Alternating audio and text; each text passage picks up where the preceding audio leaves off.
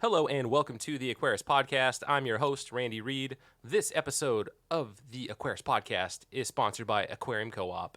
And in studio, we have none other than today's guest to talk about her favorite products at Aquarium Co-Op. So, Miss Lizzie Block, would you please let the audience know what are your favorite products from Aquarium Co-Op and why? Thanks, Randy. And thanks for having me, by the way. Absolutely. I do appreciate it. Absolutely, no problem. Okay, you were in the neighborhood, so. I guess that is true, yeah. Fair point. I was in the neighborhood. You were finally in the neighborhood, actually, I should say. Well, I was here last week, but you were not here, so that was bad timing. I was here. I was just hiding in the pallet racking. Oh, okay. Yeah, I should have looked there. It's like that, what's that movie where the dude, it's like Dane Cook's Costco movie where they have the whole like pallet section and pallet racking land where they sleep there. And they live there. It's like a whole little house or something, little like apartment room. That's hilarious. Oh, we've already digressed so hard. Okay. And we're just in the sponsored part of the episode. We haven't gotten very far. Go for it. Okay, you said top 3 Aquarium Co-op products. Or 2. Top 2? Or 1. I can't even narrow it down to 3. No, just kidding. Okay. So, my top number 1 product would be Easy Green, of course, because I'm a plant person. I'm an aquascaper, so I want the easiest possible way to feed my plants, and I don't want to have to go searching for all different kinds of macros and micro fertilizers, so I just use Easy Green because it's already got everything all in one. Very nice. So the Easy Green, the all-in-one liquid fertilizer, and there's actually a very, very exciting change that's going to happen in the next couple months. Not from a composition standpoint, but there's some exciting stuff that we've got coming for Easy Green. So yeah, that's a little teaser, and I'm very secretive about product stuff, so I shall say no more. Okay, really, don't spill the beans. No, I know. Do you know what it is? What about Easy Green? Yeah, don't say it out loud, but like, something is happening with Easy Green. You know this? Do you Not know? the formula, but yeah, I know. Okay. Okay, maybe I know. I think maybe you know I know something. Okay, so there's two. Technically, I guess there's 2 changes. You don't know What? Yeah. Well, not I know. not composition changes, folks. Right. I'm just painting myself into a corner here. Let's move on to the. No, I don't even know. What's your next favorite product? So secretive. My next favorite product. Now, this is a product that we carry. We don't make it ourselves. Is that okay to talk about? That we carry? For sure. Yeah, oh, no, yeah, for we sure. sell it, oh, but, God, but yeah, it's like, not an Aquarium Co-op That's like product. most of our product offering okay, isn't necessarily ours, of course. Just checking. My favorite, it's actually... We sell it, but don't talk about it, no. No, I didn't know if it had to be like Aquarium Co-op brand. Anyway. No, it doesn't have to be our own label. Go for it. Okay, my favorite... So this is actually a light because I love talking about this light. My favorite light is the Fluval Nano 2.0. And I love that light for a lot of reasons. I mean, I love the Fluval series anyway, but it's just a really compact light. It performs extremely well, grows plants really well. I can get really nice reds out of things and stuff like that. And it's pretty affordable as far as a nano light goes. And the fact that it's programmable on your phone is just like, duh. Yeah. Why wouldn't you want that? The Nano, the Fluval 3.0 Nano is a very solid light. I actually have 2 that I run at home, but not on aquariums. Oh, So, well, okay. There's another use for them. Yeah. I run them on terrariums, so Exactly. I run them on a. One is on a smaller Zoomed, like little 10-gallon cube. It's like a 10 by 10, and that's for Martin, the Pac-Man frog. Oh my god. So his enclosure is on a 3.0 Nano, and that thing grows the. What did I put in there? I put in pothos. I put in 2 different types of pothos, and that's actually I need to rethink that decision because the pothos I'm trimming that pothos back probably once every 2 weeks. Yeah. Like it is just insane how fast it grows. And actually, I should almost do like a time lapse, like a real long time lapse, and just watch that pothos grow. Because if I hadn't trimmed it, it probably would have exploded that terrarium by now, just busted through the top. But so I run a Nano on that one, and then I run a Nano on a much, much, much larger terrarium for my gargoyle gecko named Gordy. Gordy the gargoyle Gordy's gecko. legit, like the laziest, most boring type of reptile that you could possibly get. Although Martin's kind of boring, but at least you get to actively like engage and feed him. And he's going through his little winter siesta right now, so he's actually kind of quasi hibernating, or what's that term? I googled it before, but yeah, Pac-Man frogs or amphibians will go through kind of like a winter hibernation. Although somebody's out there is probably screaming like, "You're doing it wrong! If you were a real Pac-Man keeper, you would know what to do." Yeah, I don't know anything about amphibians, so. I just know that my 2 boys love them, so that's all that matters. And they're healthy; they're still alive. So Gordy's is a much larger Exoterra terrarium. I think it's like a 24 Is it like 24 inches tall? It's like 24 by 24 by, I don't know, something crazy. So it's a very, very large terrarium for a gargoyle gecko. But that thing, I've got numerous plants in there. Pothos being one of them, and that 3.0 light just does wonders for it. And it's so nice, again, being able to program, have that real nice gradual increase in the morning, and then have it turn off at a certain point. With those two terrariums, I don't have to worry about like a siesta mode for when I go to work. You can just let them run all the time because you're not really worried about algae. Oh, that's true. So yeah, do you have a third one, or are we good with those two, Lizzie? Well, we could go with those two, but I could just talk quickly about my third favorite is just the sponge filter, because for my betta fish, can't have high flow, can't have some crazy currents messing with his fins and stuff. So I just like to use the sponge filter. It's really gentle for him. There you go. There you go. I'm a betta keeper, so. What about the Easy Planter? Are you a fan?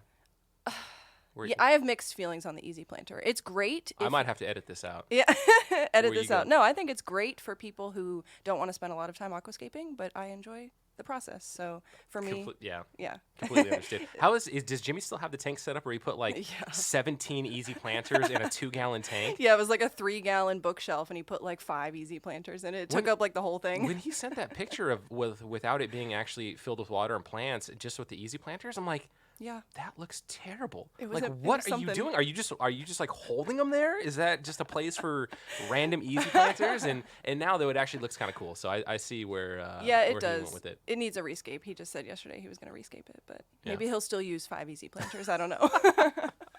Oh, good times. Yeah. So yeah, the Easy Planter is super cool true. Product. Yeah, I mean it's helping me to actually get plants in bare bottom tanks in my fish room. So which is the point. So yep. So Lizzie Block, let's kick this off. Today's date is February 3rd, 2021. Wednesday, February 3rd, 2021. My guest today is Lizzie Block, Program Manager Extraordinaire for the Aquarium Co-Op at aquariumcoop.com.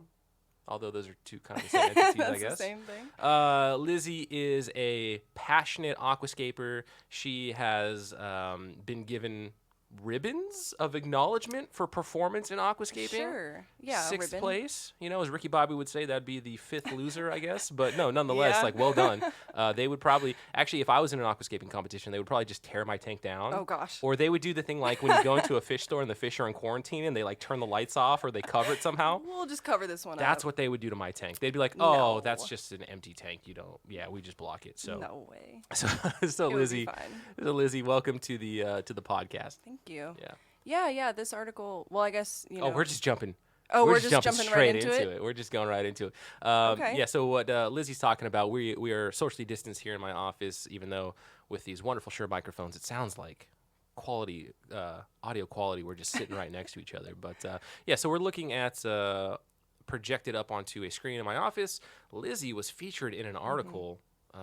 In Aquarium Hobbyist magazine, a quarterly publication for the freshwater. I don't think they do any saltwater stuff for the freshwater aquarium enthusiasts. And Lizzie Block was Scaper Spotlight. You had a like 3-page article with color pictures, all sorts of good stuff. So well, you talked about the ribbon, so I thought, this is the reason for the article. So the ribbon that you're referring to is I was part of a Nano aquascaping competition at Aquatic Experience in New Jersey in 2019. Right, because it was canceled for 2020. Was it 2019? When did I go? Was this the one so long ago? Was I at this one? Was this? No, you weren't at this one. I mean, Corey and Jimmy were here. Did I go to 2018? You probably went to 2018. I was at 2018 too, but I wasn't doing anything. Is that the one where you met Jimmy? 2018? Yes, okay, that's where I met Jimmy. Yeah. So, okay. Yeah, if anyone doesn't know that story, me and Jimmy met at Aquatic Experience, so we're the ultimate fish nerd love story. But yes, that's what you're referring to here with the ribbon. That's the article was written about the aquascaping competition because I had placed 6th, which could be better, could be worse. How many at this point, as you were in this competition in 2019, how many aquascaping competitions had you been involved in? This is the only one I've ever done. This is the first one I've ever done and the last one because Okay. I had every intention of coming back this year, or I guess last year in 2020, and improving on my place because I wanted to rank better than 6th. But that did not happen, so it's still in the works. And I had talked about competing in IIPLC, but then we moved out here, and it was just so crazy. So and there's at least 20 entrants into these competitions. Like it's not. Yeah, I think it might even be more than that for the Aquatic Experience one. The Nano competition really blew up because it started getting really popular. So they had let, I think it was around 40. I could be wrong. Oh wow! So don't quote me. At least 2018. Like I remember the full lineup, Yeah. and it had to have at least been 20 aquariums. I think it was even more the last time that they had done it. That's impressive. Yeah. So I guess what was your decision to enter this competition? Like at what point before this competition kicked off did Lizzie say, I need to get myself, I need to get in there with some fisticuffs and just scrap it out with some scapers? Fisticuffs. Basically, I went the previous year and I didn't really know that much about aquascaping because I've only been an aquascaper for a couple of years. I haven't been doing this for decades like some people, but genetically you're predisposed to to plants, aquatic plants in particular, which we'll talk about that later. With my background and being artistic and design, oriented, so aquascaping kind of just seemed like something that happened naturally in my life. And when I went the previous year and saw all the tanks and the contest was going on, I was like, wow, I really need to do that. And so I spent a year learning about stuff and learning my plants and growing as many plants as I possibly could in a tank a similar size to the one that they had used during the competition. So I thought, I've already built this scape and grown all these plants out, and it's pretty much the same size as my competition tank, and I really like this tank, so I literally picked up the scape and put it into a new tank, and that was my competition scape. Nice. And those are, what are the rules around that? Like that obviously is a totally legal thing to do, pre-grow your plants, pre-do all your aquascaping, but you have to then set it up in whatever tank that they supply you within a certain time frame. Yep. Okay. So it was all sponsored by Fluval. So Fluval provided the Fluval Flora 15-gallon cube, I think it was. And so we had like a full day and then like part of the next day to scape our tanks, like within the hours that or that Aquatic Experience was running. So I spent the entire day on Friday scaping along with everybody else, which was totally crazy because they're passing around giant trash cans of wastewater and everybody's running around looking for hardscape or looking for this plant or this or that and the other thing and primping your aquascape. So yeah, it was just like a really fun process, like just all the energy in there and everybody was all hyped about the competition. It was just awesome. And you were at least able to, at the time you're living in Pennsylvania, so it's maybe a couple hour drive to get to. Yeah, not even. I was living just outside of Philly at the time, so driving over to Secaucus, New Jersey was just like an hour and a half. Yeah, because when I would do my travels to those warehouses when I was working for Amazon, I'd fly into Newark, and then it would be just a quick, like a relatively quick drive down that turnpike, right, to like Florence, New Jersey or whatnot. And then sometimes I would even fly into Philadelphia. Yep. Yeah, very cool. Yeah, so you didn't have to like worry about the anxieties of and I was able to bring like anything I wanted to bring too, because we just drove. So I brought buckets full of plants and hardscape and substrate and everything. But it was nice because they do provide you with all the necessary equipment. They give you the filter, the light, the tank. They give you substrate like Fluval stratum. Ooh, so let's talk about this tank, and I'm going to zoom in. And this is what makes for wonderful audio podcast. Yes. Is when we reference pictures that nobody else but us can see. Right. So Aquascaping Live Contest, Lizzie Block. Yes. Let's check this tank out. So it's running it's that Flora 15 you said, I think?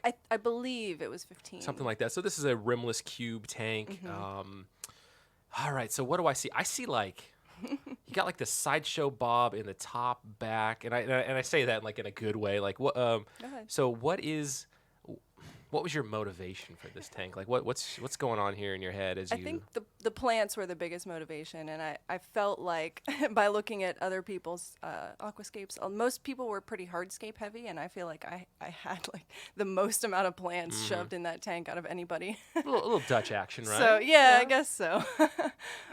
So I think that's mostly what made my tank stand out was just the sheer volume of plants, and I had a lot of reds up at the top. And so, yeah, I think my motivation behind it was really just featuring the plants in the best way I could and just making them look as beautiful as possible. All right, so let's try and test Randy's plant knowledge here. So we've got some Anubias Nana. Yeah, Anubias Nana. So we've got some Anubias Nana here in the kind of mid-ground front. Yep. I'm guessing some Nana Petite right here, kind of pushed into the rock hardscape. Yep. Again, kind of in the mid-ground. Is this Pogostemin Helferi? Yeah. Okay. Look at that, Randy. Good. Actually, kind of like these look like little like baby octopuses turned upside down that you're eventually going to deep fry. So Randy's kind of hungry right now. All right, what else we got? We got. Is that like a Ludwigia in the back? I think that's actually the Alteranthera, so like a Scarlet Temple. Okay, yeah, Scarlet Temple. There we go.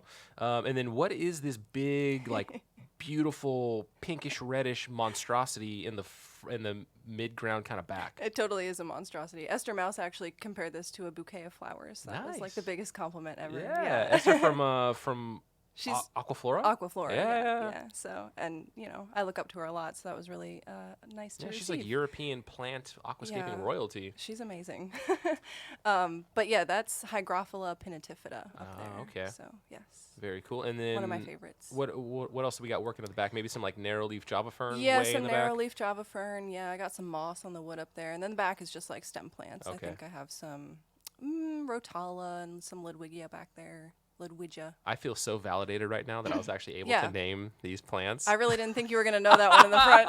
Come on. I'm impressed. That was great. Come on. Good times. And then there's your green.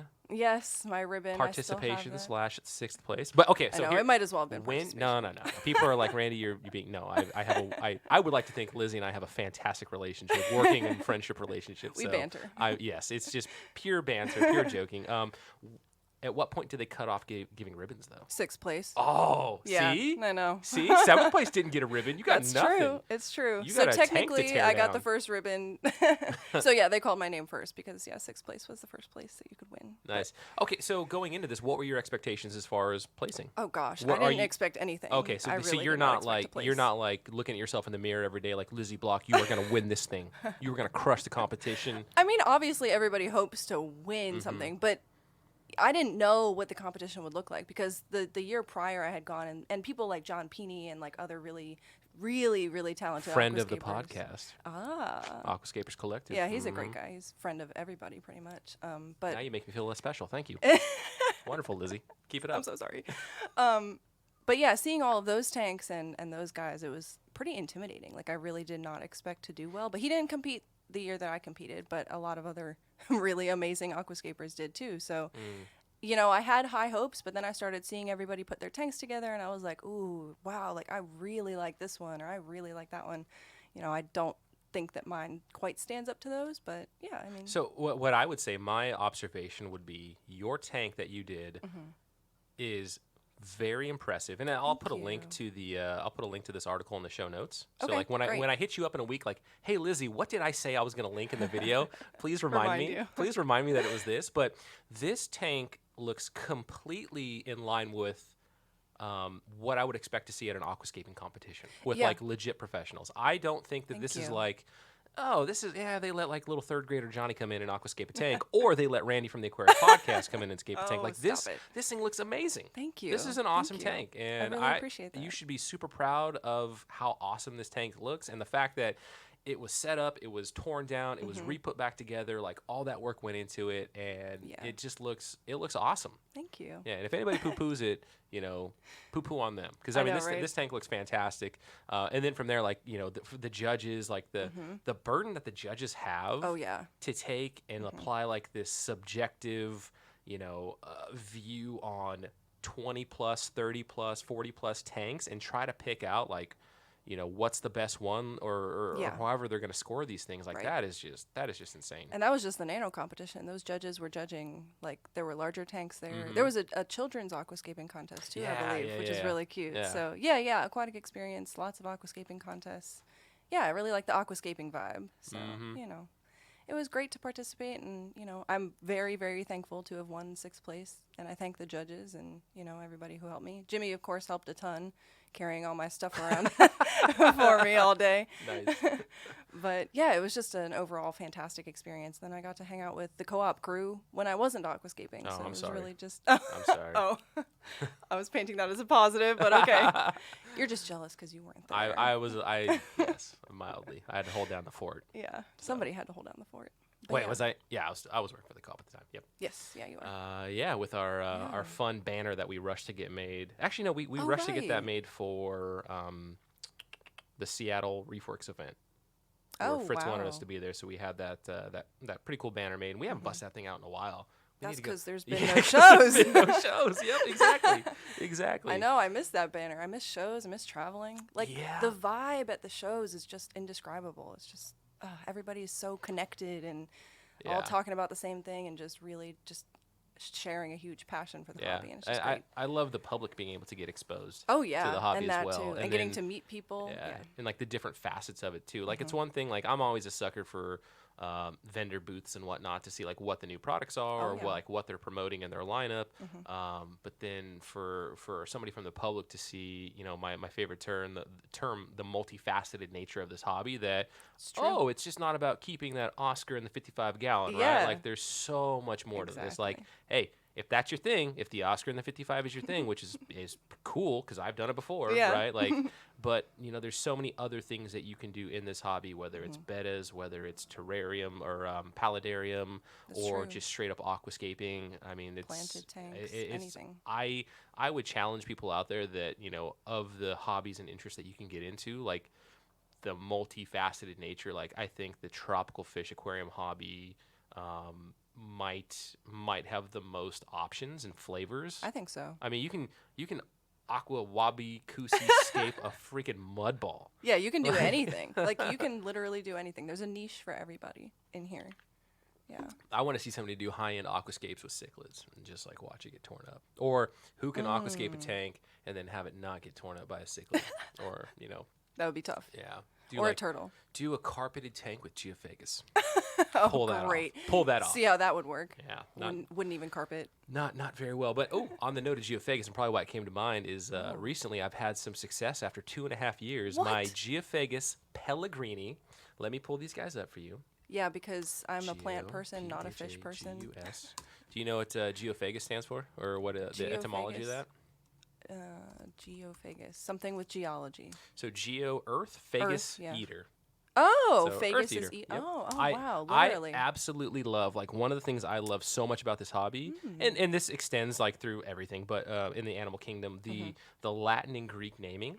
And when it's a Greek or a Latin name that has meaning relative to the actual animal, right? Like Pellegrini, is true. That's going to be named after somebody. But a lot of the times you'll get a, let's see here. Oh, wow. Well, those are the little guys now. We want to see the adults. Let's go to their genus name or even their species name will be something indicative of their physical appearance or their behavior. And so there is a, what is the... Dang it! But there's another phagus fish out there that's actually like a baby eater. A baby eater? Yeah, baby eater, and I can't remember like what the actual Latin name is for that particular fish. But this is Geophagus pellegrini right here. You have bred these. I have bred these. I mean, holy moly! These guys bred themselves. Like, don't get me wrong. This is just a matter of me not killing them for an extended period of time and just feeding them well and giving them clean water. But yeah, the Geophagus pellegrini, they finally gave me some babies after 2.5 years. That's great. Yeah, and so I'm very, very shocked. And actually, my wife was the first one to discover them. We had a family trip to the fish room for me to do my evening feeding. And my wife looked over at the 30 breeder that they're in, and she's like, "Are there babies in that tank?" I'm like, "Oh, no, that's probably just like the pencil fish that I put in there that maybe she sees because she knows that there's big cichlids in there. So maybe she just saw those." And she's like, "No, I think there's actually babies in there." And I'm like, "What?" And so I look, and sure enough, there's just this cloud of geophagus babies. And then as they get startled, here comes mom opening her mouth, and so they're mouth brooders, and just all the fry go to her mouth, and it was like 50 of them just going into her mouth. It was nuts, and that is crazy. I've never seen that in person. I've never seen that. Yeah, I've never kept like mouth brooding fish, and so this is the first time that I've actually had aside from these guys, but this is the first time I've actually had them spawn, and then seeing that. I have had these guys spawn before. But when I was doing some tank maintenance maybe 6 months ago, I disturbed it, and then they spit the super tiny fry out, no. and so that didn't do so well for those fish. And then I had no need for that particular tank, and so I'm like, all right, I'm just gonna let these guys do their thing. And then sure enough, just kind of keeping with leaving them alone for the most part, feeding them, doing making sure their water's clean through the auto water changes, and that it's keeping up with the bio load and all that fun stuff. Yeah, so that was super, super awesome. And then I was really hesitant I haven't posted it on our forum yet or anything, which I'm going to share some pictures. I need to get in there with the A6600 with the 90mm macro lens and try and get some good shots. But yeah, I want to get some good shots put up on the forum. Yeah, you should. Maybe post them up on that IG. Get your journal up. Yeah, get my journal up. Journal. But then we also have the breeding page too. That's true. So share those pictures. But what I was getting at is I wanted to hold off on posting because I actually removed maybe 90% of the fry from the main tank, the ones that I could catch, to a grow out tank. Oh, nice. Because my concern was with it being kind of a group of adults that eventually they may get preyed upon. For sure. So yeah, I moved those guys, and then it's been about a week, and they're still thriving. So they That's get baby great. brine shrimp every night. Yeah. Yeah, and so that's pretty awesome. I feel very good that I've had, kind of a relatively difficult species to work with, or one that you have to be very, very patient with. So not a lot of people work with Geophagus, but yeah, I feel good about that. Wow, that is that's impressive. That's a good accomplishment. Now, what do you get to do with the babies? Do you sell them to the co-op, or like what happens next? Well, it's I mean my personal philosophy on getting rid of fish now that I've been an employee of the Aquarium Co-Op for a couple of years is I just take them in for free. Oh, okay. Because basically, like, whenever I need bloodworms or whenever I get so many fish foods for samples. That's true. That, I mean, my fish room is basically just powered by Aquarium Co-op stuff, and I test so many products and whatnot that my view and my drive for the fish room has completely changed since working in the industry and working for Aquarium Co-op. So these are a fish that we would not normally sell. We sell them from time to time, very rarely. So it'll be up to Robert, like, hey man, I've got this group of Pellegrini. Do you want them? If not, maybe I'd offer them up to Aquahuna for his wholesale side of things. Like, hey, I just can't. These are local bred Pellegrini. Do you want them? Know, and with the owner of Aquahuna, Jerry, like, we'd probably just go out and get some lunch or something, and we'd call it good. Like, I have no desire to make money off of fish. Right. I just didn't know if you were gonna keep them or what happens with them, because I don't breed fish, so I don't know the process. And honestly, now that I've had one successful spawn, like my more recent kind of focus on the fish room is just Breeders Award Program. And so, have you heard? No. What is that? So, a Breeders Award Program, that's going to be for local fish clubs. Okay. Most, if not all, local fish clubs have a horticultural award program or a Breeders Award program. I'm doing the GSAS one right now. Are you? Yeah. So that same exact thing, those same exact mechanisms. Actually, I think the back end of both BAP and HAP are the exact same. Yes, yeah. So that makes sense. So BAP would just be, for breeding fish, you do your submissions just like you're doing with your plant propagation. Okay. And then you get points. And so right now, makes sense. Let's actually pull up my GSAS account. Now, what'd you call it? Breeders Award Program. Oh, I see what you're saying. And fun fact, back in the day, Corey McElroy used to run this thing for a time. No kidding. So check this old school picture out. Who is this young guy right here? BAP chairs presenting yearly awards at the 2013 holiday party. Wow, 2013. Who is that young guy? Shoot, barely recognize him. No Who's that kid? No gray in his hair. Yeah, exactly. He looks like a teenager. Yeah. So right now, classification wise, Geophagus is going to be a Class B. So it's not the hardest, but it's not like live bear category. So I'll get 10 points when I do my submission for the Pellegrini, which I should bust Leslie's chops and be like, hey, give me like 20 points, because that took a long time.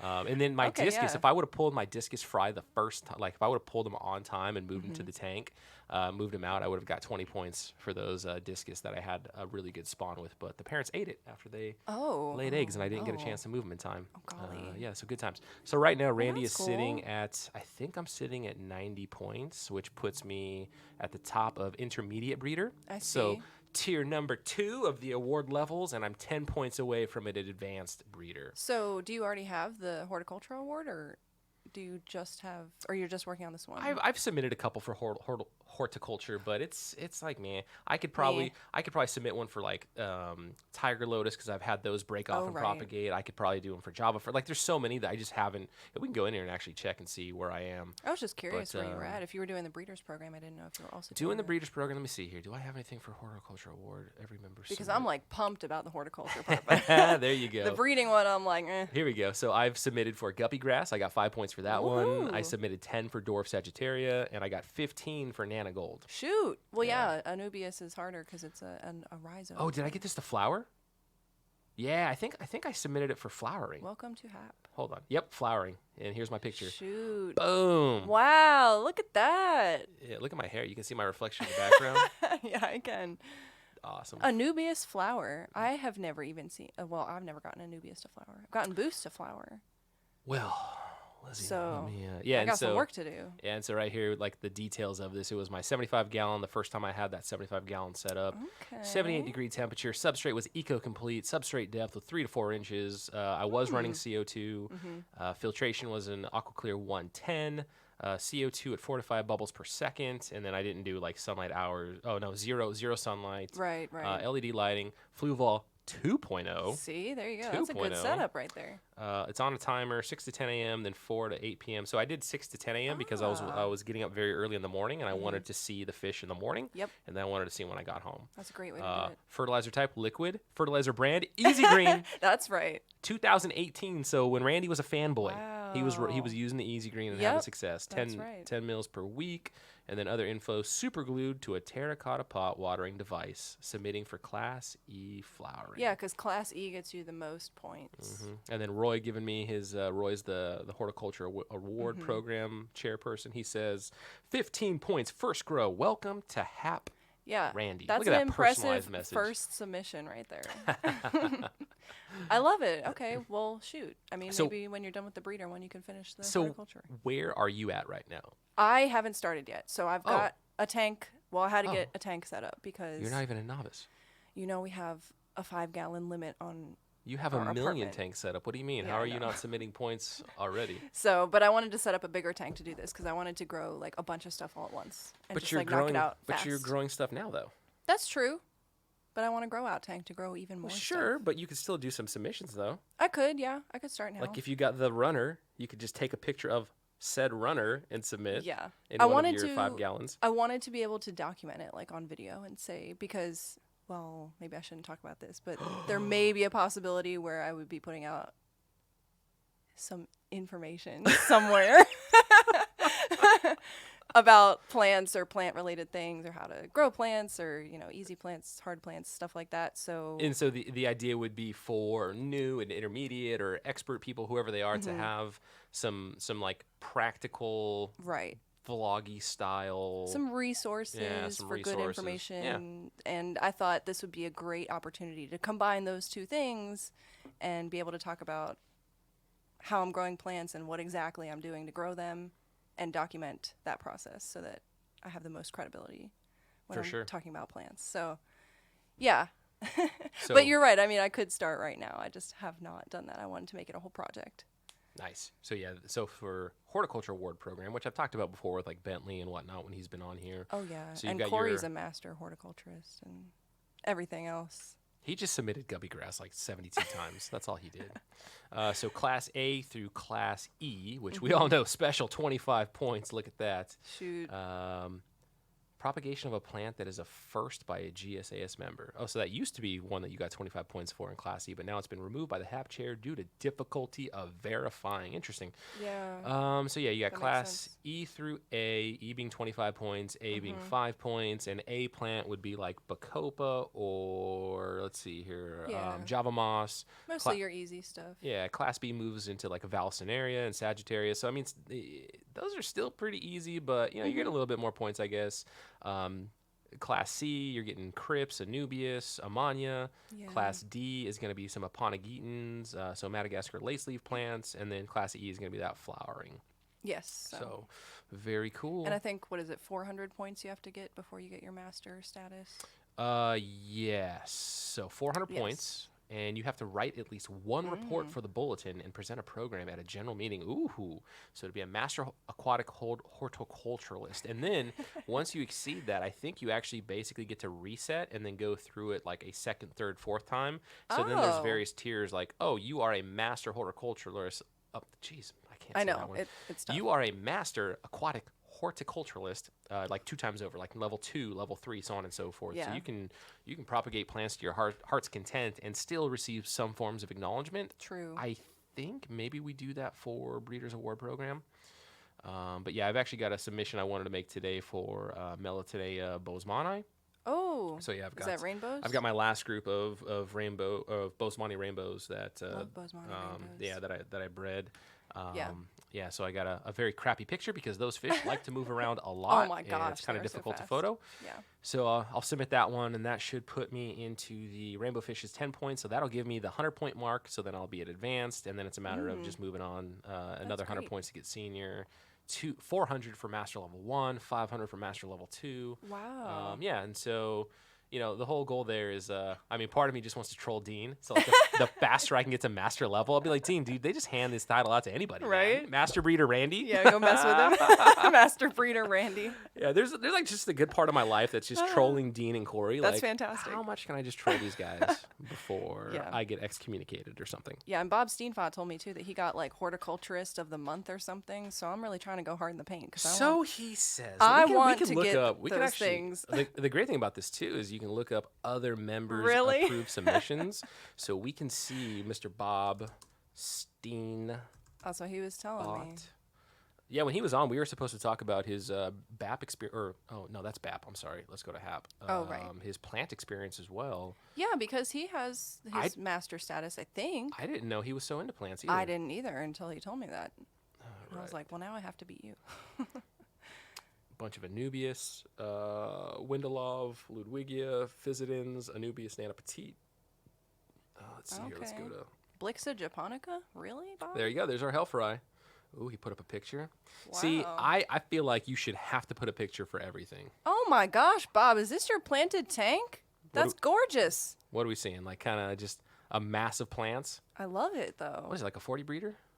Yeah, it looks Looks like a 40 breeder. Yeah. We got a Bozeman rainbow right there. Not where's his surprising. Hellfry? See, he just took a picture of like a major planty tank and just said I like think it's everything there. was in there.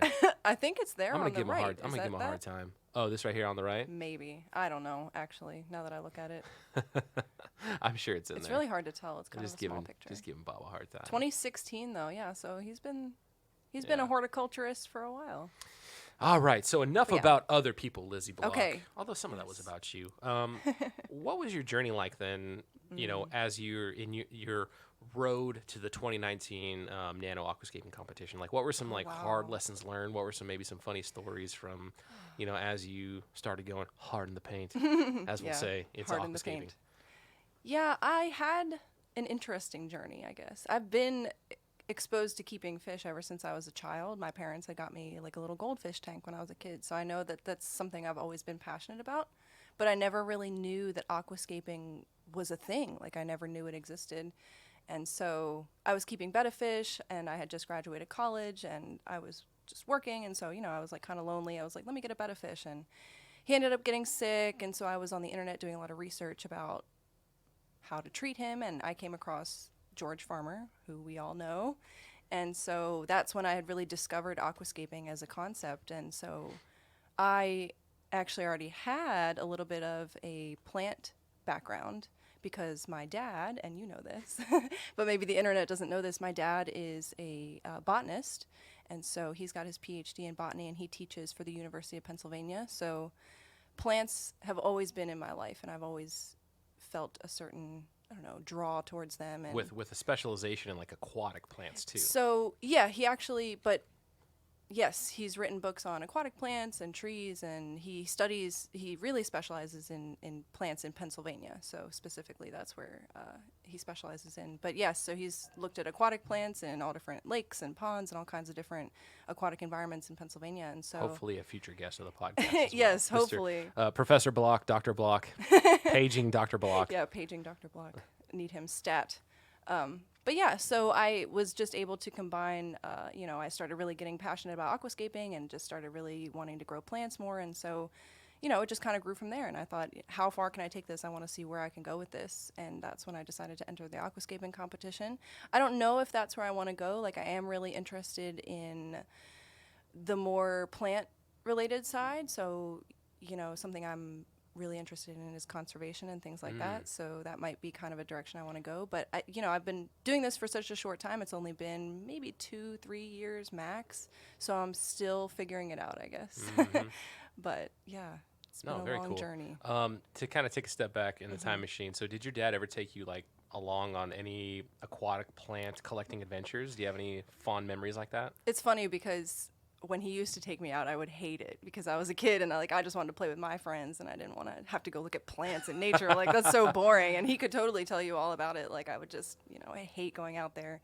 But I didn't mind spending time in the woods, and I didn't really get too much experience with aquatic plants specifically because he would mostly take the boat and go and do that himself. So he would do the super fun stuff by himself. Okay. Yeah, exactly. Well he played. saved the really fun Well stuff played. for himself. Yeah.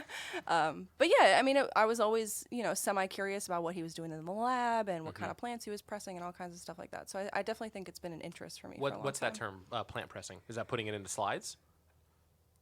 Preserving plants to document them and like take notes on them, I guess. So they literally take live plants and press them like in between pieces of paper, and they label them and measure them and for future observation and for documentation. And now they're digitizing stuff, so it's not really the same as because I was a little kid at the time, so that was 20 plus years ago. But yeah, so I was always a little bit curious, I think, but yeah, I did hate honestly going out into the woods because it was like he was just doing science stuff and I was just a kid. So, but as I got older, I think I learned to appreciate it more. And I mean, if we ever get him on here, I'll definitely kind of go through that process with him. But to the best of your recollection, is it, would he go out there with the intent of finding a certain species, or was it just, I'm going to go to this area and see what's growing, or was it, I need to find this plant, let's see if it's growing here or there, and then kind of densities of it growing, how healthy is the plant, like are there any variations, like all that kind of stuff? Exactly. Yeah, that's mostly along the lines of what he does. Like he has certain projects here and there, or like, if he's writing a book, like he has a whole book about aquatic plants in Pennsylvania. So if he's writing a book. So yeah. So just at any given time, Dr. Block usually he is always writing a book. Hold on, Doctor. Because he's also a professor, so his book is used. You could just do Tim. I keep wanting to say Ken Block, but that's the drifter guy. That's so funny. That drifts cars. So he would get like calls for a Ken Block sometimes. Dr. Ken Block. Tim. I don't even know how to spell Timothy. There you go. 1 M. Mm-hmm. All right. And so. Do you know what the name of one of his books might be? Yeah, look up Aquatic Plants of Pennsylvania.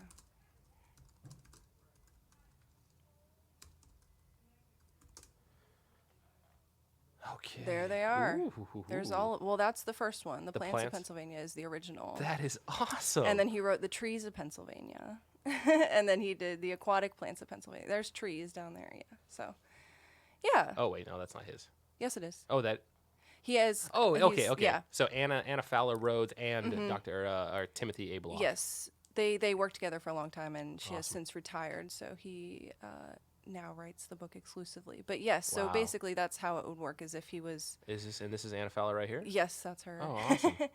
So cool. Yeah, so if he's like working on a project where he's looking for... So for right now, he's looking for a certain fern that grows in very specific geographic locations in Pennsylvania, and so... That is so awesome. It's a rare fern, so... Indiana Jones of the Pennsylvania plant scene. That's so cool. And I say that in jest, but like that's legit. That's so awesome. Yeah, it really is. And it's so funny because a lot of people don't even know what botany is, or like a botanist as a term. Like, what does that person do? So it's nice that you find that interesting. Does he receive funding from like Pennsylvania Wildlife to fund some of these projects? Is it coming through University of Pennsylvania? Yes. Like what? So it comes through Penn. He's got a grant. So he's the director. He's the chair of botany. So he is working under a grant for the University of Pennsylvania. So yeah, it's not funded by anybody else. Okay. Just because he's employed by UPenn. So gotcha. Yeah. Okay. Yeah. I asked that because I have no idea. Like right. I have vague ideas of like how you would fund a project, but well, like he's in this capacity. Being in academia, it's you can get grants and things like that. It's a little bit easier, I think. So super cool. Yeah. And so little Lizzie Block's getting dragged out there on the weekend. And yeah. all she wants to do is just hang out with her friends and do some rollerblading. Exactly. Listen to her, listen on the Walkman, but whatever the tunes. Although no, you're probably way too young. Play with my Tamagotchi. You're probably. Yeah, probably too young for a Walkman. Should we? I was born in the 90s. Should we bring Tamagotchi back, but have it be a Maboo Puffer? Yes. And then you have to feed him snails and stuff. Yes. 100% that should happen. That would be pretty Murphy awesome. Tamagotchi. And the Tamagotchi would be in the shape of a clam, like the actual sure. Instead of an egg, maybe we do it in the shape of a clam. Exactly. But it's Maboo Puffer print.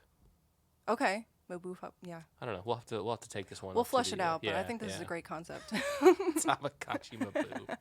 Tamagotchi fish tank. Oh goodness. But goodness. So I think having him as a resource helps a lot. Now, of course, a lot of the plants that we grow in the hobby are from many other places other than Pennsylvania, but in fact, a lot of the species that we do work with are from Pennsylvania. So he's been helpful. One of the questions that I want to ask your dad Yes. is, and maybe you can shed some light on this, is what is different about, if anything, the cell structure of an aquatic plant versus the cell structure of a terrestrial plant? Like, let's say grass, right? Okay. Like, maybe not like ultra hybridized, lawn grass that we may have now, but you just take like a native natural grass, right? That is 100% pure terrestrial, as far as we know, right? As far as I know in my limited, capacity brain for this kind of thing, comparing it to a truly aquatic grass. Like, is there something different with the chlorophyll? Is there something different with the cellular walls? Like, I'm sure. Well, like, to what extent, though, right? I imagine it has to do with structure a little bit, because when you have terrestrial plants, you need more strength to hold the plant up, whereas in water, you don't necessarily need as much. And so that's why aquatic plants are like a little more floopy and not as like strong straight up tall. So maybe lignin or something has to do with that. Okay, and then perhaps with I don't know. if it's maybe if a terrestrial plant has too much lignin, when you go to put it in the water, so much lignin prevents the uptake of nutrients, perhaps. I don't know. I'll just spitballing. Yeah, we're just like totally. If somebody has a 8th grade botany like test coming up, do not use that as any type of like. This is not credible information. Yeah, source. This is worse than Wikipedia. But yeah, I don't know. I really don't know, because it's when you think about the fact that certain plants can adapt to either underwater or above water growth. It's like, I do wonder how the cell structure changes once it's adapted to underwater. That's an interesting question too. Like, what? I don't know though. What? He would know. For I'm sure, my dad for would sure. know. But like, the pogostem and octopus, like two fairly distinct forms, whether it's immersed or submerged. Yeah. And like, what is that plant thinking when it, as it undergoes that transformation? Like, why is it doing this thing in an immersed form versus a submerged form? I really don't know the answer for that. Let's just call your dad up right now. Let's get him on a three-way call. Call him right now.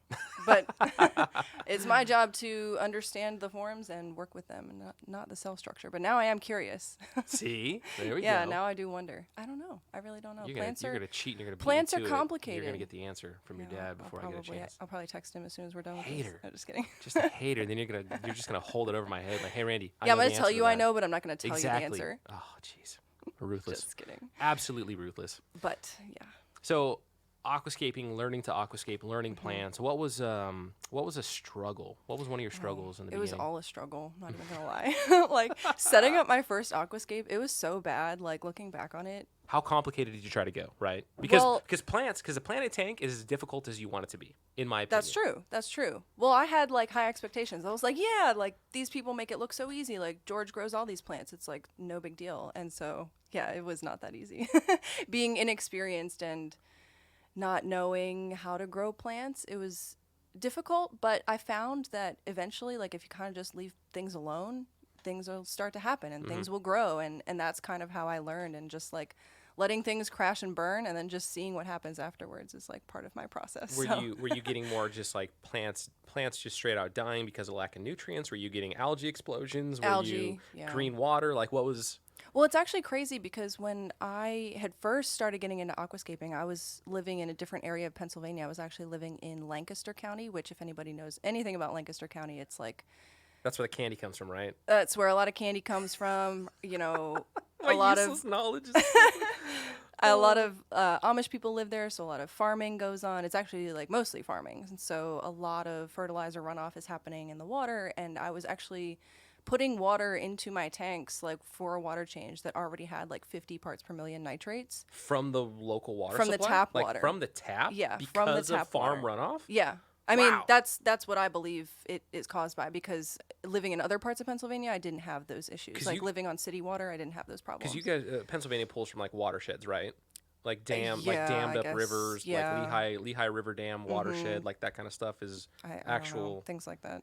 Okay. Yeah. Somebody from Pennsylvania, like, just drop some comments. Like, if we have any like water resource, people, let us know. Where's your water come from, Pennsylvania? We have dams and all kinds of other stuff, but yeah, Pennsylvania has no shortage of water. But yeah, so it was crazy, and I didn't even know that, and I had taken my water to the pet store to test it, and they were like, yeah, you have a lot of nitrates in your water, and I was like, well, I'm doing a lot of water changes, and they're like, yeah, it's in the tap water, and I'm like, okay, what do I do to get it out? And they're like, nothing.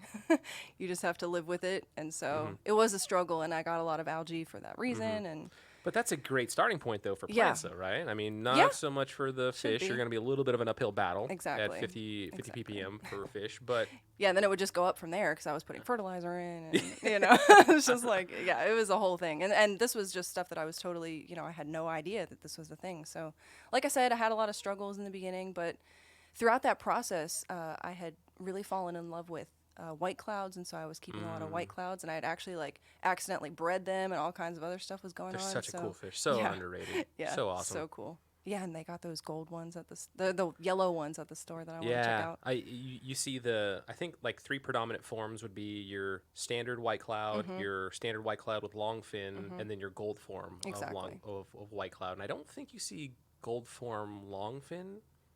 Maybe I don't know. I may have seen it. Probably, but I feel like those other 3 are really the bread and butter of what you'll see. But they're discovering more because the original white cloud is from China, and then they're discovering even more that they think belong to the same genus in Vietnam. So they could be different parameters. Was it like Tanalabes or something Possibly. like that? Yeah, something like that. Begins with a T. Yeah. I at least know that. Yeah, you're right. Yeah, you're right. But yeah, so I had just gone through all this craziness, and just throughout, failing and experimenting and learning, I just, started getting it down. It just took a while, but yeah, because I don't think aquascaping is super easy for anybody who just picks it up. Oh yeah, I'm just going to go aquascape. It's a lot more complicated than that. Yeah. Did you draw any inspiration from certain styles in the beginning? Did anything really captivate you? I still feel like I prefer things that look like nature aquariums, what they call nature aquariums, which is not this pristine, perfectly pruned, perfect looking aquascape. It's more just kind of like a organized chaos where I have lots of plants going on, but it looks pretty. Yeah. It's almost like a slice of nature, but maybe kind of bumped up a little bit. Exactly. Yeah. Of course, rocks and wood don't look that nice in nature most of the time. And usually there's algae growing in nature and stuff like that. Just slime-covered rocks. Yeah, exactly. Just straight brown slime-covered rocks in nature. Yeah, mulm and all kinds of other stuff. You don't get this beautiful white striation in your gray series stone rock. But my scapes are not trimmed perfectly or I'm not going for the perfect clean look. But because I think the aquascaping style for me, that's probably the worst one to try to imitate would be the Iwagumi style. It's hard. Because that's the one where it's man, I love that. And I've said it before that, if I was ever just balling out of control, I would have a pro set up an Iwagumi style aquarium for me, and I would never touch it. True. I would only ever water changes. I would only ever sprinkle nano pellets in it for extreme nano pellets just for the fish that are in there.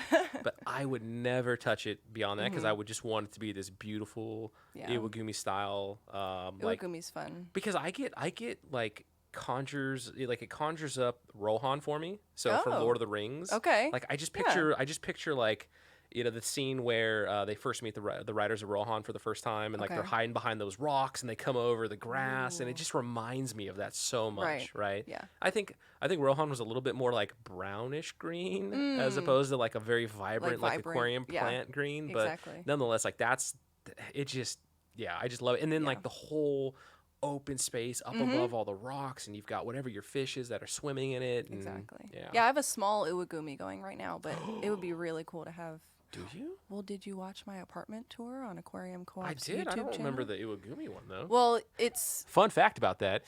Jimmy is a hazard when it comes to setting up electrical. Don't trust Jimmy with air pumps. Back, if you haven't watched that video, go back and just watch it, and you'll notice what I'm talking about. That was hilarious. Jimmy, we've said your name too many times in this. I'm sorry if your ears are burning. I love you. Jimmy's the best. But yeah, so I have it's a nano Iwagumi. Well, I call it an Iwagumi. It doesn't. Iwagumi is harder than it looks. Oh, absolutely. Because you're okay, I'm just going to slap 5 rocks in this aquarium and it'll look great. But you have to position them in a very specific way to make them aesthetically pleasing. Culturally, it's coming from the Japanese. Right. Which and is that too. A precise culture. They've set the bar really high. So it was definitely, it's the first true Iwagumi tank that I've ever set up. And I don't even have the correct number of stones in there or anything, but it's tougher than it looks. But I've got the dwarf hair grass you like. You see that number 3 most popular video of Aquarium Co-op. I posted that on Instagram. Do you know whose hand that is? Yes, Randy. Okay. Do you know what kind of fish those are? Demasoni? Demasoni. Yeah. I had to Google it myself. All right, let's see here. Let's go to newest. And all right, Lizzie, your video should be there. It is right there. Amazing Nano Aquascape fish room in there we an apartment. Go. 68,000 views within 1 month. Well done. Yeah, there it did pretty good, actually. All right, let's find it. Did better than I thought it was gonna do. All right, we got to get through this State Farm commercial. Oh, Randy, you're like me. You don't pay for the fancy YouTube. Oh. No, I will never ever pay for YouTube. That is okay. That's my philosophy too. That just feels really, really weird. Jimmy's like, how can you stand those ads? I'm like, I refuse to pay for it. It's not that bad. Yeah, it's not that bad. It's 5 seconds. Just hit skip. It's not. I see it as paying my own salary because if I watch the ads here we on go. our video. Oh, it was one of your first ones. Yeah, it's okay. that one. Yeah. There we go. Yeah, it's grown in a little bit even since we filmed that video. But I've got lots and lots of cryptocorini in there, and some Liliopsis brasiliensis or microsword in the back, and hairgrass in the front. Of course, all of our tanks have tons of floating plants because me and Jimmy are huge fans of floating plants. Did you see? I should maybe just send you this picture to share it, but the hairgrass came in. I took a picture of it. Did you see that? Haley and I were talking about it. How insane that hairgrass was. I'm like, how are you gonna send that to people? Oh, I just did my It was so I just took all the photos off my phone and put it on the computer. It's okay. I swear I got a picture of it. It is. I was like, I have to take a picture of this. Insane. The roots are growing all around the pot. Yeah, there is no black pot. There is no black you can't even see plastic the pot. It was just all dwarf hair grass. It's like the farm forgot about that one for a little bit. They were like, oops. I mean, that's seriously like. That's like a 20 portion pot. I'm like, this just is worth a lot one. of money right here. Did you see the banana plant that I took a picture of and posted to the forum? With the really long bananas? It was as big as my hand. Right, and I think somebody in the forum was like, yeah, and didn't Corey say you have mutant hands or something? So oh, right. Which I do not. Corey just has small hands. All right? Yeah, I don't know what's going on, but I have heard that hands. Actually. That rumor's going around, Randy. Ridiculous. Absolutely ridiculous. So yes, if you have not watched that, this is number 2. This is reminder number 2. Okay. I want to link this video in our show notes. Okay, gotcha. So people can go directly to this and watch and see the your tour of awesome Nano Aquascape. How often do you do water changes? Not as often as I should, to be completely honest. But I try to keep them weekly schedule. As you think you should, or? Well, I do get a lot of algae in this tank because I'm shining a lot of light on it. I have a Kessel on it right now, and I had a Twin Star on it, and both of those are pretty powerful because I wanted to. But why does that matter though? Algae and water changes. If I did more water changes, I don't think I would get as much algae because I'm taking a lot of nutrients out. Okay, so knock down the nutrients. Yeah, gotcha. Exactly. So with the intensity of the light, I think less nutrients would help the algae situation. So maybe. But I do try to do it and weekly. Dose less then. Yeah, I don't know. I like to dose a lot because I like the plants to have everything they need, and I noticed the crypts had some pinholes in the leaves, and I thought maybe it was a dosing issue. And sometimes, actually, believe it or not, dosing extra fertilizer if you have an algae problem could actually help solve your algae problem in some situations, because if you're missing a nutrient, it can cause all kinds of other problems, whereas if you are adding that nutrient in, because plants require all these specific nutrients, whereas algae can thrive on just one nutrient. Mm-hmm. So if you're lacking something and your plants are suffering, you're going to get algae.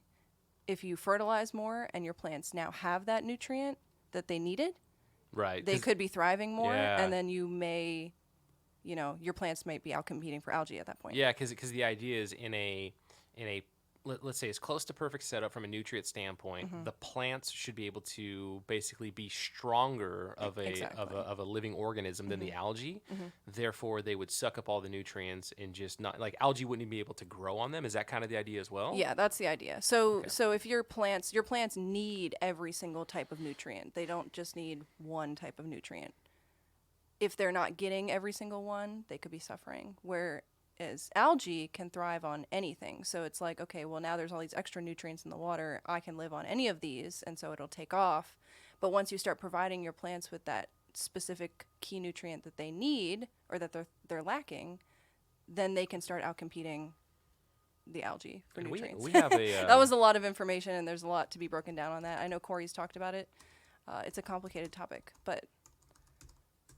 So we actually have our take on a plant nutrient chart a visual plant nutrient chart. So nutrient deficiencies while your aquarium plants are dying. Yes, this is a great resource on the website. Written by Irene, I think. Yeah, I think so. Yeah. It's got pictures and yeah, everything. And so there's maybe 2 paragraphs to 3 paragraphs on each type of deficiency. So whether it's nitrogen deficiency, and you get an example of what a leaf would look like that's going through nitrogen deficiency in full color. Then you get iron deficiency, potassium, and then at the very bottom we should have the guide, which then so the full on, the actual full on guide here, which it's a little fuzzy. I wonder if we can get that. That's true. Kind of cleaned up. Okay, maybe that could be a thing. Yeah. Oh, there's a root tab. Yeah, it's a while since were you here when we were working on this one?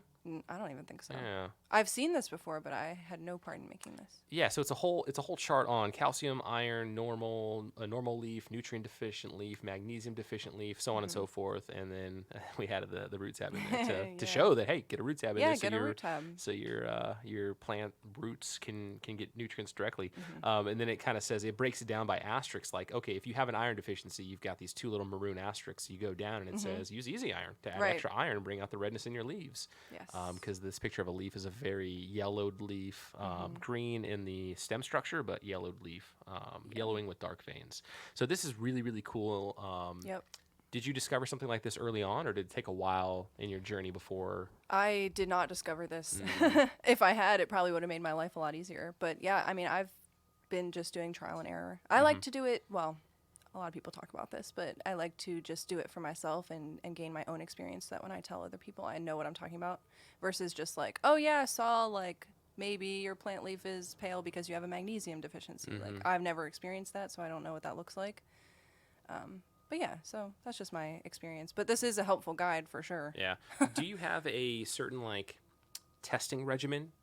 No. To test for these things? Okay, so you're more of a totally visual. Observation, visual, yeah, okay. So how are my plants doing? And then from your experience, that helps you to troubleshoot and know. Oh yeah. Oh yeah, that's that normally red plant is looking real green and pale. Right. So it's gonna. And I like to run my tanks like on a nutrient deficient side, so I can see like what my plants need too. So like in the beginning of that setup, I barely fertilized at all for like months, and I just let the soil, do its thing, and the plants could get nutrients from the roots. And then once I started noticing, okay, some leaves are looking a little sketchy, they're a little pale, they've got some pinholes, like I'm going to start fertilizing to see how much fertilizer this tank needs before I start overdoing it. No, that makes sense. I basically just trial and error with fertilizer until my plants look healthy, because, there's dosing instructions, but I don't know if those work for everybody. So, Yeah, and I mean, there's still a lot of parallels with like breeding fish. Yeah. Exactly. You have to do a lot of observation. You have to do a lot of, trying things out. Like maybe this breeding cone for these discus is in the wrong position. Maybe it's the wrong style. Yeah. Maybe I know from trial and error that, the like pyramid breeding slate that I have for angels, so it's actually like a pyramid shape with 2 slates on each side. Cool.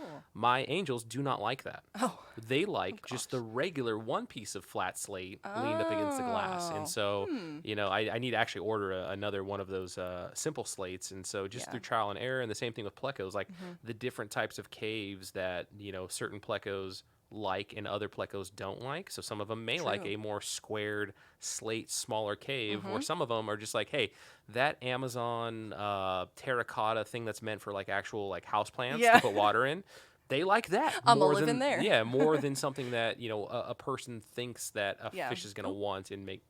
What'd you do? Did you break my desk? I'm so sorry. Okay, no, you're fine. You're fine. But but I see these parallels where it's, you are working with plants, right. I'm working with fish, but you have to be present. You have to be present. Exactly. You have to observe. And that's what I really love doing too, is I just love staring at my tanks and looking at looking at the plants, seeing what they're doing, and that's how I learn about them. So yeah.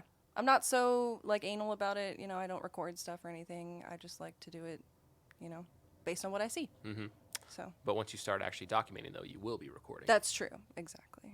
Which is a whole new project. I wonder if we have a like, is it possible? Maybe it already exists, but a chart like this, but for algae, where it's like, oh, you've got blackbeard algae. Here are typically the things that produce blackbeard algae, or staghorn algae, or cyanobacteria. Like, how did cyanobacteria get in your aquarium? How is it thriving? I wonder if there's something like that. That sounds complicated. I know we have individual blog articles about certain types of algae and typically what to do with them. And then the origin, I think, is usually just like an imbalance, right? So we're usually saying that it's either light or nutrients, and maybe that's the only form that's available for mass consumption, right? Maybe to try to take it to this level that we have with an animated plant leaf guide. Maybe for algae, it's just far too complicated, and it's like you need to be like a triple PhD. But maybe it would help to be able to identify certain types of algae, because if somebody doesn't know, like, oh, this is hair algae versus spot algae, then maybe it would be helpful to like be able to identify them and see what might be causing those problems. Oh, we do. Algae identification guide. Here we go. Different kinds of algae. Look my at gosh, that. Randy. My Aquarium Co-op. Cut this out of the podcast. No, this is fine. This is fine. Neither one of us knew that this existed. Brown diatoms. I mean, we put a lot of effort into blogs, That's and true. I don't know if we necessarily promote them to the extent that our effort necessitates, like that, or what's the word I'm looking for here? That we should promote it, right? But I mean, I love promoting our blogs because they're such wonderful resources. They really are. They're so helpful. So yeah, we have like hair algae here, and we have a great picture of hair algae. Treat hair algae with decreased lights, more easy green, less iron, or algae eaters. So there you go, more easy green. That's what I was talking about. Yeah, that's interesting. Like, why would you want to treat algae with more fertilizer? More easy green, less iron. Yeah. That's an interesting one. Green spot algae, blackbeard. Here we go, blackbeard algae. If you see gray bushy clumps, remove them with easy carbon, hydrogen peroxide, or algae eaters. So, it would almost be interesting to really deep dive, and actually maybe even jump over to Google Scholar and start, looking up research papers on blackbeard algae, and I don't know, maybe something would pop up. I agree. I think it's a good idea, at least. Although in the context of the natural world and academia. Is algae viewed at in a negative light? I don't think so. Right. It's just like another organism that they would study. Right. And algae that is a component of nature. Right. Algae has actually like lots of purposes, like in real life, like practicality. And part of like, I don't stress over algae too much. I mean, especially in the fish room, because that's just a stinking fish room. But that's like extra things to help pull out the nutrients out of the water, right? So for clean water quality, and then in my main 75 gallon, I mean, very early on when you're putting our bios together, I was very hesitant to share a picture because there is a lot of blackbeard algae in my main tank, but it has like this wavy motion to it. It's kind of cool. And as long as my crypts are outperforming and they're actually, they are more the focal point, and the blackbeard algae just kind of takes this like passenger seat on that ride, I'm kind of okay with it. Right. Yeah, I don't even mind. Like, I get a lot of algae. So for the Uwagumi-scape, I get a lot of algae covering the rocks and green dust algae and stuff like that. And I don't hate it. I think it gives it a natural look. Now, I will say green water. Like if this that's is a no-go. If this is your main aquarium that you want on display in your home, or it's an aquascape, you kind of got to deal with the green water. But in the fish room, I'm not sad that I have 2 tanks with green water right now. Right, and that can be good for what? Fry and stuff too. For fry, for like the super microscopic fry, but also I tried recently Daphnia again, and I was actually having some pretty good success with having indoor Daphnia. And what I was doing was taking like 2 large cups of green water from one tank that had the green water bloom, and then pouring it into that Daphnia tank. And I had at least 2 or 3 generations of Daphnia reproducing, doing really well. And then I just got lazy and stopped feeding it the green water. So that Daphnia kind of went to waste. Daphnia is a good food source too. Oh, for sure. Yeah, absolutely. So well, Dean has tons of green water in his. He's got like a bathroom tank with like just right up against the window. It's just totally opaque green. Of course he does. Yeah. Of course. Yeah. So I assume that Dean just bathes in green water. No, hear me out. Dean bathes in green water, and that's why his fish do so well, because every time he's interacting with his tanks, all of those little like micronutrients are getting in the water. Yeah. So it's helping to promote like healthy fish keeping. Right.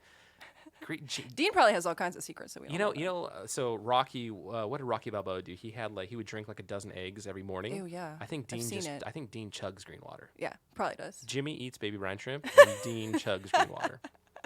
And together, Jimmy has eaten fish food. I've seen it in real life. Scary. I've seen Dean and one of our past employees, Sam, in one of our videos. Actually, no, was it our video or was it Flynn's video where we actually ate some bug bites? Micron. No, it was Sarah Micron. Actually, I'm going to do it right now. No. Hold on, I'm going to try it. Everybody eating fish food. Randy's a fish now. Tastes like almost tastes like a seasoning. Really? Yeah, tastes like a sushi seed. You gonna try take a bump? No. Do it. Take a bump. Do it, Lizzie. No, and he tried the dog's food the other day too, and I was like, yes, I used what is up with? As a kid, maybe getting down on dog food. It's from Pennsylvania. Does it even Sarah, say North America? Yeah, comes in via Pennsylvania. Frank Amir, friend of the podcast, Sarah, Cool. and Zach Frank, both you have guys. Lots of friends of the podcast. Lots of friends. This is episode 9. Hold on. Were you about to say 90 something? Hold on. Let's see which episode you're gonna be, Lizzie Block. Oh my gosh. Oh, I listened to. Oh, we're up to an hour and 10 minutes now. Look at that. Oh gosh. Yes. Just time flying. I think we Right? talked about stuff that was We somewhat talked about interesting. stuff. We All talked right. about a lot of plant stuff.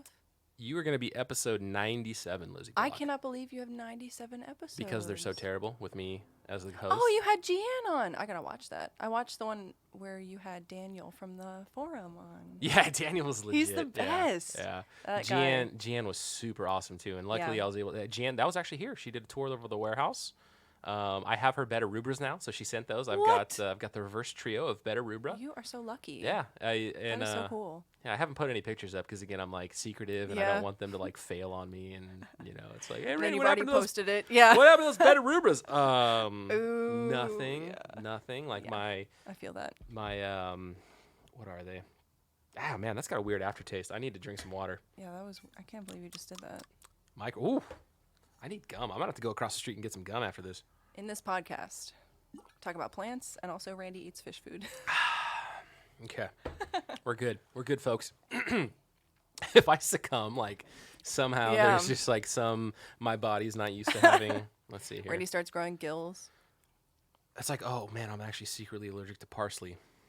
I probably would know that at this point. Stinging I think nettle. you would know that. Maybe stinging nettle is what I'm. I mean, it's got spirulina, krill, brine shrimp, fish meal. Oh, so Well, like some Jimmy, people I eat are brine allergic shrimp. to krill or brine shrimp. That can be a thing. So actually, when I touch frozen bloodworms or Yeah. when I touch certain fish foods, it actually makes my hands itch. Yeah, Jimmy has the same problem. Yeah. It's because we're both Asian. You think that's why? I think so. Yeah. I think so. I actually Okay. I can't peel cucumbers because Is that why you both my eat hands will fish start- food too? Yes. Probably. What were we talking about? Betta rubras. We were talking about algae, but I don't know. Algae? Yeah. Algae.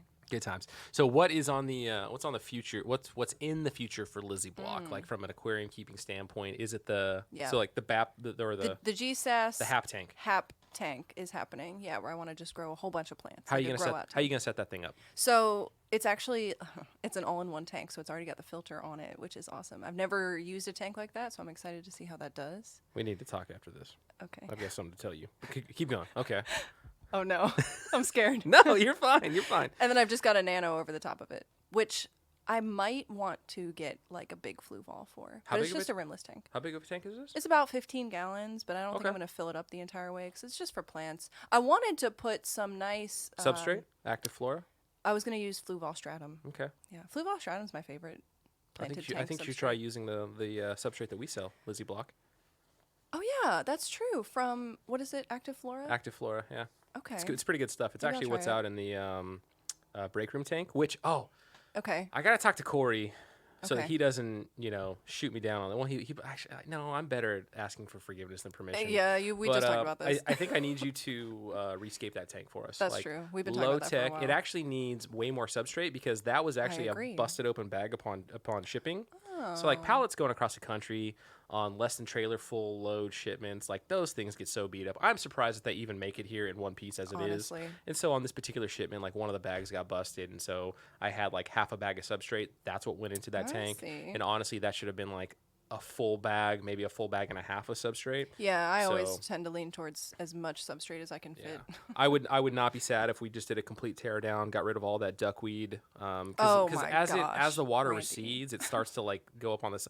Blame it on Robert. That He's the one. duckweed is out of control. I asked him for water lettuce, and he brought me water lettuce with duckweed. That's how we got duckweed in our house. So too. Robert, thank you very much. Yeah. Although we have the rainbow fish because they came in, the eggs came in as Oh, hitchhikers on duckweed? on either the duckweed or the water lettuce. More than likely the water lettuce because duckweed's kind of small. I don't think Yeah. the rainbow fish are sticking their eggs on that. But yeah, Probably we've got not. two hitchhiker Wow. Oh, rice right. fish. Yeah. The rice fish. Yep. Yeah. Yeah, so it's got yeah, the and two. they look great too. Yeah, they've got the two. I hope it's a male-female. That'd be so awesome. That would be awesome. It's hard to tell. I feel like they're both male. They're either both male or it's male-female. I'll have to look but at I don't them think again. I don't think it's two females. That would be too good to be true. Yeah, then we've got the two rainbow ornate gobies, male-female. I think we Are they male-female? We got two gobies in there. Yeah, Yeah, according the to Robert. gobies. But what does he know? He just runs a fish store. Oh right, not just a fish store. He runs Aquarium Co-op. Let's hope he knows. Yeah. But yes, I would love to have you just do like a complete teardown of that. Like Yep. I'll totally help out, and then we just put like some very very simple hardy plants in there because the whole intent and why I'm kind of okay with the duckweed is that needs to be just a very very low maintenance tank. Which Right. having the duckweed on there, like I don't ever do water changes. I just add water into the system. Duckweed makes everything high maintenance. Well, it's from a water change standpoint. Yeah, So from like a exactly. water quality standpoint, I don't have to change the water very Right. often. I never change the water. Right. I just add. I just top off. It builds up so quickly, and it's just like It's insane. Constantly scooping it. That's out. It's another the one where it worst. would be interesting to see a time lapse. Oh my gosh. A duckweed just exploding on the surface It would of a take tank. like 3 days. No, just kidding. Maybe 12. It's Maybe 12, insane, 12 though. hours. Like 12 Yeah. hours, the duckweed would just boop, boop. It almost Hate would be it. like magic. You would just see like boop, boop, boop, boop, boop, boop. That would like, be kind of cool to see. It's just coming from nowhere. We Like got to do more time lapses around here. time lapses are awesome. Time lapses awesome. are, that's where it's at. Yeah. Agree. So you're going to do your yeah. grow out tank. We're going to get you some active flora. So that'll be your substrate. But yeah, and I have that'll lots be of, cool. lots of people ask me, hey, scape my tank. Like I scaped Dean's tank. Nice. I Oh, scaped, yeah. who? That tank looked good.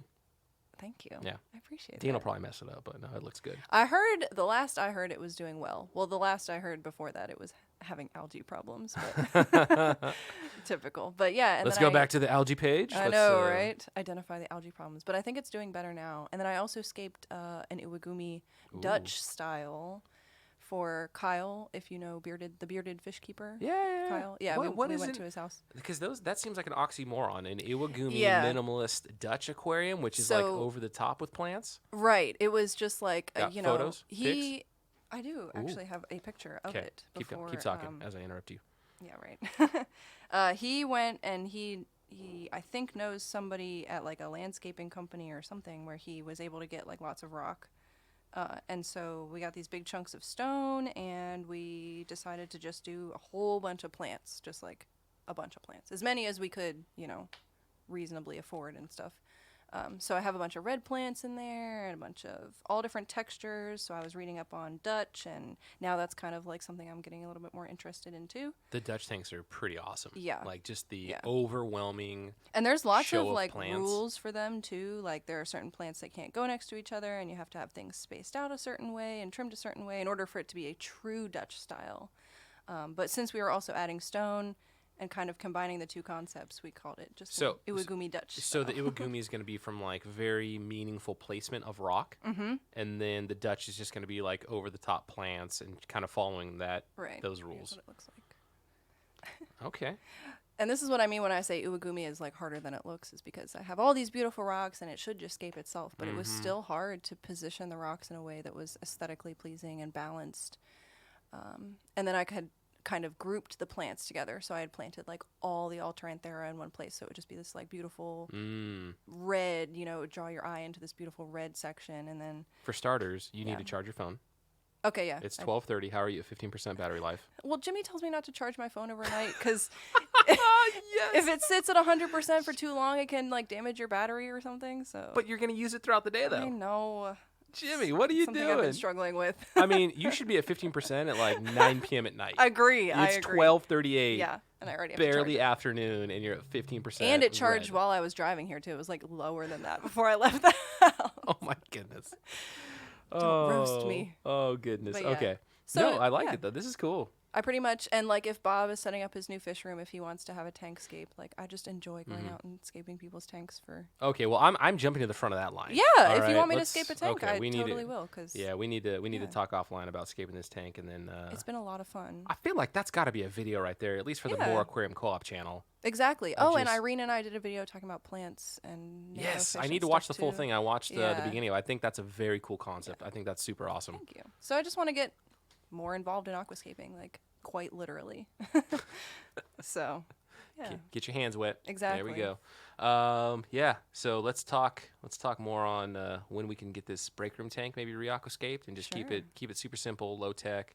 No duckweed. No duckweed. Thank we'll have you, to sterilize Robert. the I'm going to thing. have a sign on our building that has Robert's face with a red line through it and say that he's banned from coming in here because For bringing duckweed he in? brought duckweed in. Yeah. No duckweed. Yeah. No duckweed allowed. No duckweed allowed. No. You should have a sign that says duckweed with a ban on it. Yeah. Impossible. Impossible. Well, yeah. Lizzie Block, this has been a fun hour and almost 20-minute conversation that has flown by. I've thoroughly enjoyed having you on the podcast, and thank you for having me. Yeah, this has been an absolute blast, and yeah, I hope everybody else out there enjoyed it, and maybe another couple months we'll have you back on. Maybe another definitely after you do another aquascaping competition. Yeah. So like let's definitely like make sure that hopefully I don't know, like I'm not telling you to do something, but you know when things open back up, aquascaping competitions are happening. You know, really kind of understanding what that process is, and maybe having like a recap episode after you do another competition. For sure. And then like what that journey was to build that tank, and it'll be, you know, way more fresh in your mind than me coming in 2021 saying, "Hey, Lizzie, I know. think back to 2019." Exactly. Like, I don't even know what I was doing last week. So I miss it though.